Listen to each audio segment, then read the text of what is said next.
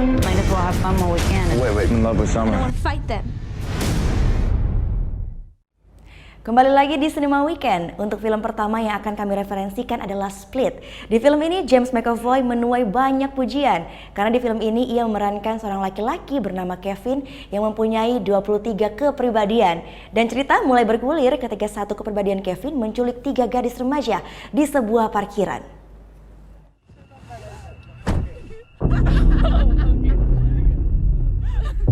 Hey, pardon me sir, I think you have the wrong car.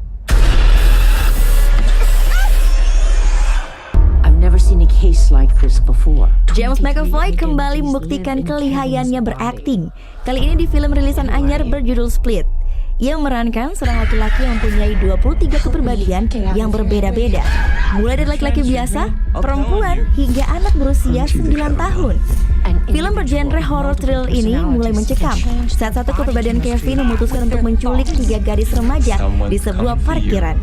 Lalu membawa mereka ke sebuah ruang bawah tanah. Hal ini ia lakukan agar satu kepribadian yang paling jahat bernama Beast bisa muncul ke permukaan. Dari tangan dingin M. Night Shyamalan, seorang sutradara spesialis film thriller, Split berhasil menarik minat banyak pecinta film.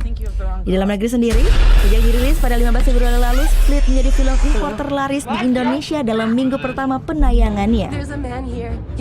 Dalam beberapa minggu penayangannya, Split sudah mengumpulkan untung hingga 123 juta US dollar atau senilai 1,6 triliun rupiah. Ini berlipat kali ganda jika dibandingkan dengan biaya produksinya yang hanya mencapai 9 juta US dollar atau setara dengan 120,3 miliar rupiah.